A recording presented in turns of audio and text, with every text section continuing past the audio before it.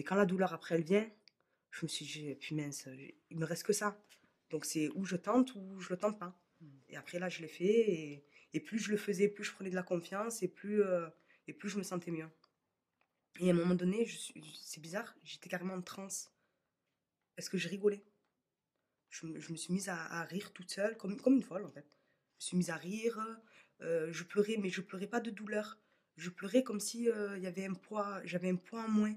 Je n'oublierai jamais. Et si j'en ai un deuxième, je referai. Grosse contraction, elle avait un sourire d'ange, mais non mais c'était vraiment, je me disais c'est pas possible quoi, il y a une caméra cachée, ils vont me dire c'est bon on arrête.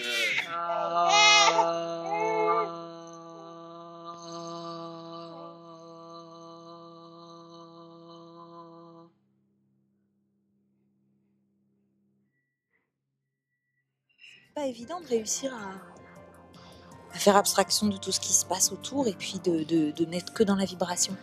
J'ai réussi 3-4 fois, honnêtement. Et j'ai senti une différence colossale. Vraiment.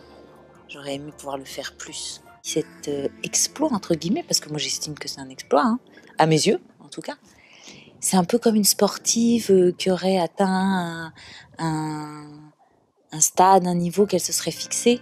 J'ai l'impression d'avoir réussi un challenge, quoi, et un désir qui était important pour moi en tant que femme, que je voulais déjà réussir la première fois et que j'avais pas réussi.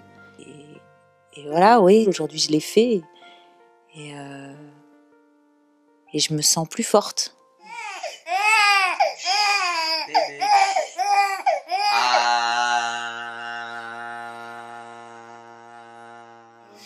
Et je me mets à chanter, donc c'est-à-dire de la vibration, je me mets à chanter des petites chansonnettes, voilà, je me surprends moi-même à faire tout ça, quoi. Et si j'ai un conseil à donner à tous les messieurs à cette formation, c'est vraiment que cette formation devrait être vraiment généralisée. Je t'ai dit, Magali, pour moi, ça devrait limite être obligatoire pour tous les garçons, parce que ça permet vraiment de créer un lien, vraiment.